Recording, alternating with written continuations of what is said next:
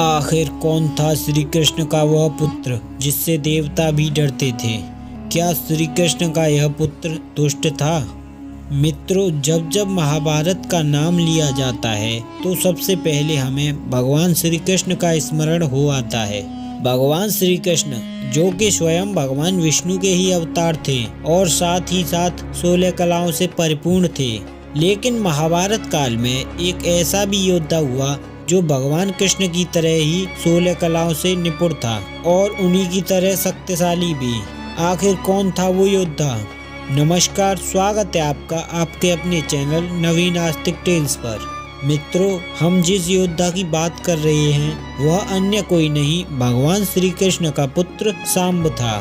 आज के इस वीडियो में हम जानेंगे कि आखिर कितने शक्तिशाली थे सांब तथा उन्होंने कितने योद्धाओं और असुरों को हराया। मित्रों, भगवान श्री कृष्ण की 8 पटरानियां थीं, जिनमें से एक थी जामवंती और जामवंती के ही पुत्र थे स्वयं सांब। जब भगवान कृष्ण की अन्य सभी पत्नियों को पुत्र तथा पुत्री प्राप्त हो गए, परंतु जामवंती को पुत्र की प्राप्ति नहीं हुई, तब दुखी होकर जामवंती श्री कृष्ण के पास पहुंची और कहा कि आपकी सभी पत्नियों ने पुत्र तथा पुत्रियों को जन्म दिया है, फिर मैं क्यों अभागी रह गई?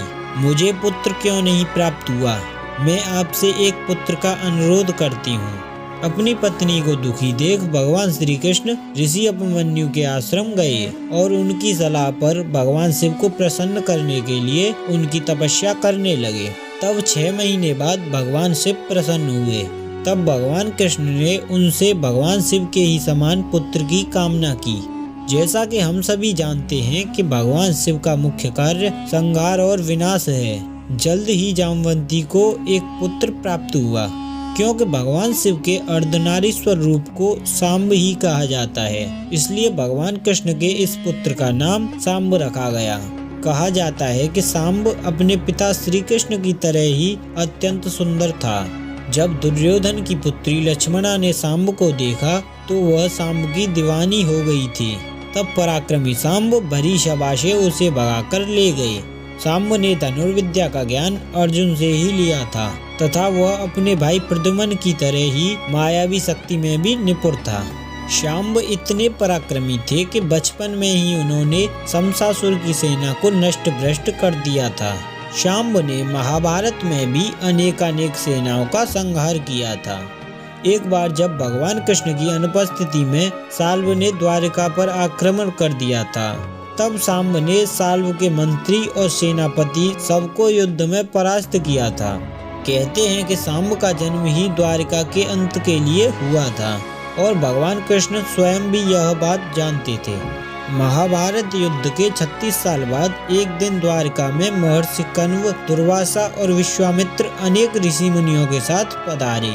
उन ऋषियों से मजाक करने के उद्देश्य से कुछ नवयुवक भगवान कृष्ण के पुत्र सांब को स्त्री रूप बनाकर उनके पास ले गए और कहा कि यह स्त्री गर्भवती है, इसके गर्भ से क्या उत्पन्न होगा।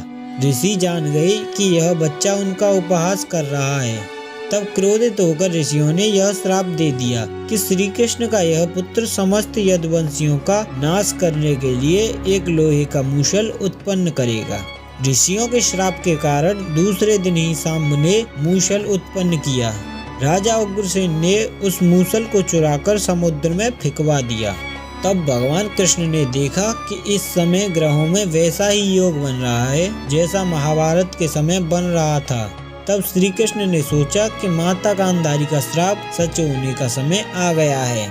उस समय द्वारिका में पाप बढ़ने लगा और ये सब देखकर श्री कृष्ण ने द्वारिका छोड़ दी और वहीं बलराम जी ने समाधि ले ली। कहते हैं जब राजा उग्रसेन ने मूसल को चुराकर समुद्र में डलवाया तो उसे एक मछली ने निगल लिया और उसके पेट से एक छोटा सा धातु बन गया। उस मछली का शिकार एक बहेलिये ने किया और उसे वह धातु मिल गया। उसी धातु से वह तीर बना और उसी तीर से भगवान कृष्ण के इस अवतार का अंत हुआ। वह वापस जाकर भगवान विष्णु में विलीन हो गए। उधर द्वारिका नगरी भी समुद्र में डूब गई और सभी यदुवंशियों ने एक दूसरे का विनाश किया। अगर आपको शाम्ब से जुड़ी यह वीडियो अच्छी लगी हो तो वीडियो को लाइक करें तथा ज़्यादा से ज़्यादा शेयर करें और ऐसे ही वीडियोस के लिए हमारे चैनल को सब्सक्राइब अवश्य करें।